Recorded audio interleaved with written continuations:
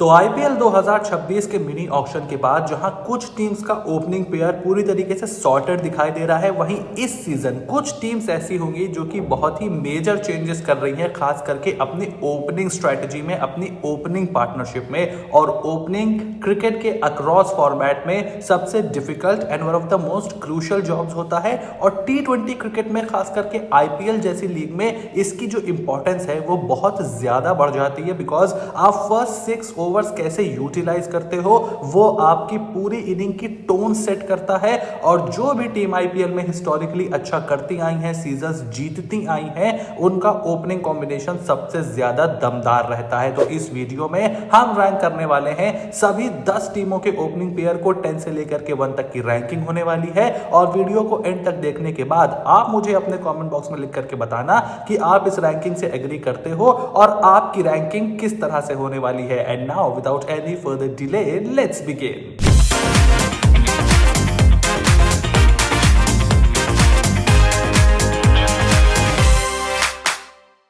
देखो, जिस opening pair को मैंने नंबर 10 पर रखा है वो है Delhi Capitals. Delhi Capitals last year भी अपनी ओपनिंग पार्टनरशिप से थोड़ा बहुत स्ट्रगल कर रही थी और इस साल भी उनका जो ओपनिंग कॉम्बिनेशन होगा वो कैसा होगा, we have absolutely no clue. क्योंकि देखो, यहाँ पर बेन डकेट, पृथ्वी शॉ, केएल राहुल, अभिषेक पोरेल जैसे ऑप्शंस उनके पास मौजूद हैं। अब क्या केएल राहुल से वो पावर प्ले में स्टार्ट कराएंगे? अगर कराएंगे तो क्या केएल राहुल की स्लो स्टार्टिंग उनको नुकसान नहीं पहुंचाएगी? पृथ्वी शॉ को दोबारा वो अपनी टीम में लेकर के आए हैं, क्या इतना कॉन्फिडेंस पृथ्वी शॉ के ऊपर उन्हें है कि वो फ्रॉम द गेट को उनको ओपनिंग पार्टनरशिप में डालेंगे? और अगर डालेंगे तो क्या पृथ्वी शॉ परफॉर्म करेंगे?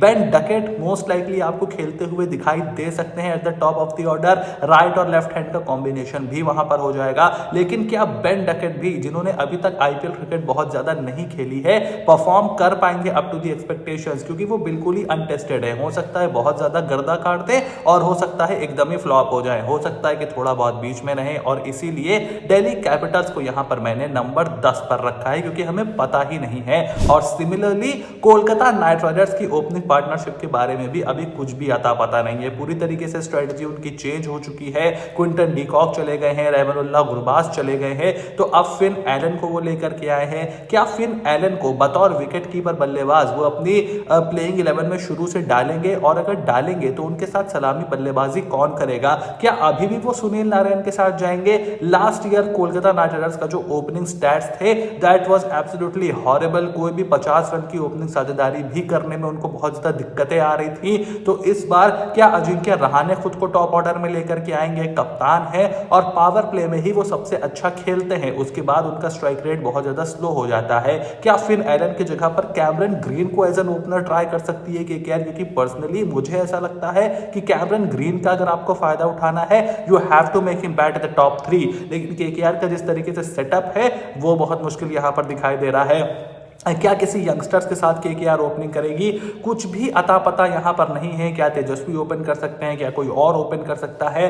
We have absolutely no clue. और इसीलिए मुझे ऐसा लगता है कि कोलकाता नाइट राइडर्स की ओपनिंग पेयर फिलहाल हमें पता नहीं है, इसीलिए उनको मैंने नंबर 9 पर रखा है। उसके बाद नंबर 8 पर यहां पर मैंने अपने लोकल शहर की, अपनी होम टीम को रखा है, एडन मार्करम और मिचेल मार्श। अब देखो, एक ओपनिंग साझेदारी में आपको क्या चाहिए होता है? एक अच्छा pace hitter, ideally left and right hand combination, और उसके साथ साथ अगर सामने वाली टीम स्पिन से शुरुआत करती है तो स्पिन को भी टैकल करने के लिए आपको कोई चाहिए होता है। अब लखनऊ का बड़ा ग्राउंड है, स्लो विकेट है, और वहां पर एडन मार्करम और मिचेल मार्श से पारी की शुरुआत कराई जाती है। अब पिछले साल इंडिविजुअली तो इन्होंने कुछ अच्छी परफॉर्मेंस जरूर दी थी, खास करके मिचेल मार्श ने तो कई मैचेस में रन बनाए थे, but overall as an opening combination उतना ज्यादा इफेक्टिव नहीं थे जितना आइडियली आप चाहोगे। और उसका रीजन है, मिचेल मार्श ओपन करते हैं, एडन मार्करम को हमने हाल फिलहाल में मिडिल ऑर्डर में भी खेलते हुए बहुत देखा है। अब वो रिसेंटली थोड़ा बहुत ओपन करना उन्होंने शुरू किया है साउथ अफ्रीका से, बट लखनऊ जैसी कंडीशंस में आइडियली आप यही चाहोगे। मैं तो ऋषभ पंत को ओपनिंग करता हुआ देखना चाहूंगा टी20 क्रिकेट में, बिकॉज मुझे ऐसा लगता है कि ही इज समबडी जिसके लिए वो स्लॉट बहुत सही रहेगा इन दी आईपीएल। क्योंकि आईपीएल में आप इंडियन टीम में आने के बारे में नहीं सोच सकते। आपको 27 करोड़ अगर कोई फ्रेंचाइजी दे रही है, you have to give them your best and you have to play at the best possible position. और मुझे ऐसा लगता है क्योंकि निकोलस पूरन वहां पर मिडिल ऑर्डर में मौजूद हैं तो नंबर 3 पर ऋषभ पंत का इतना कोई सेंस नहीं बनता। अगर वो मिचेल मार्श के साथ पारी की शुरुआत करते हैं और एडन मार्करम नंबर 3 पर जो कि खेलते हैं और खेल सकते हैं तो वो थोड़ी सी ज्यादा बेटर स्ट्रेटेजी होगी। Left and right hand combination आपके पास होगा और सामने वाली टीम स्पिन कराते हुए भी डरेगी। लेकिन लास्ट ईयर हमने देखा था कि ऋषभ पंत कई मैचेस में काफी नीचे नीचे बल्लेबाजी भी करने आए थे, कुछ मैचेस में निकोलस पूरन से भी नीचे आए थे। सो यू नेवर नो कि उस तरफ देखेगी एलएसजी या नहीं, और इसीलिए यहां पर लखनऊ सुपर जायंट्स मेरी लिस्ट में नंबर 8 पर है। उसके बाद नंबर 7 पर मैं यहां पर जा रहा हूं मुंबई इंडियंस के साथ।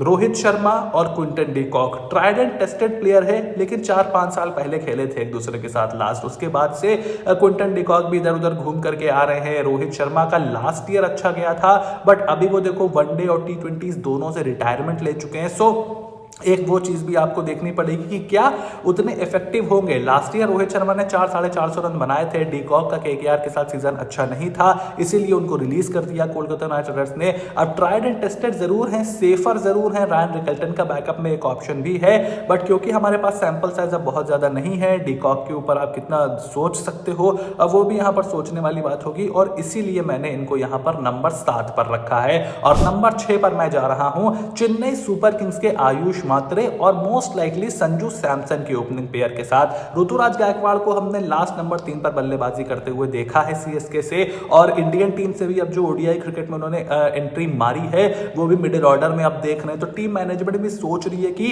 क्योंकि वो स्पिन को बेटर खेलते हैं, एक्सेलरेट करते हैं थोड़ा सेट होने के बाद, तो वो मिडिल ऑर्डर के लिए भी एक बेहतर एग्जाम्पल बन सकते हैं। सो वहां पर मुझे लगता है कि शायद नंबर 3 पर ही गायकवाड़ खेलेंगे।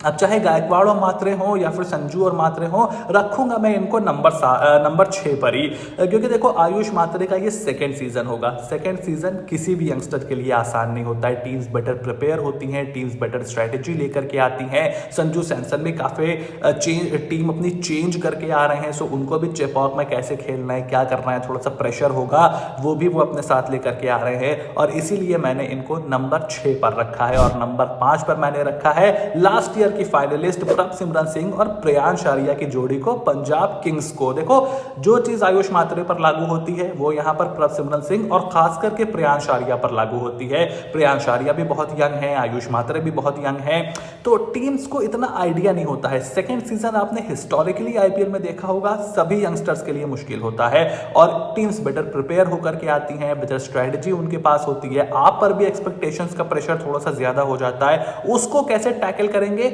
वो इंपॉर्टेंट होगा। अगर वो हो जाता है तो ये जोड़ी एक बार फिर से कमाल कर सकती है, और इसीलिए मैंने इनको mid of the table number 5 पर रखा है। उसके बाद नंबर 4 पर मैंने रखा है एक और यंगस्टर की जोड़ी को, यशस्वी जायसवाल विद वैभव सूर्यवंशी। अब वैभव सूर्यवंशी ने लास्ट ईयर आकर के कमाल धमाल मचा दिया था आईपीएल 2025 में। उसके बाद इंडिया ए के लिए खेलते हुए, डोमेस्टिक क्रिकेट में खेलते हुए भी उनका परफॉर्मेंस काफी शानदार रहा है, कॉन्फिडेंस में भी काफी ऊंचे वो चले गए हैं, और वो दिन दूर नहीं जब आप उनको इंडियन कलर्स में भी देख सकते हो।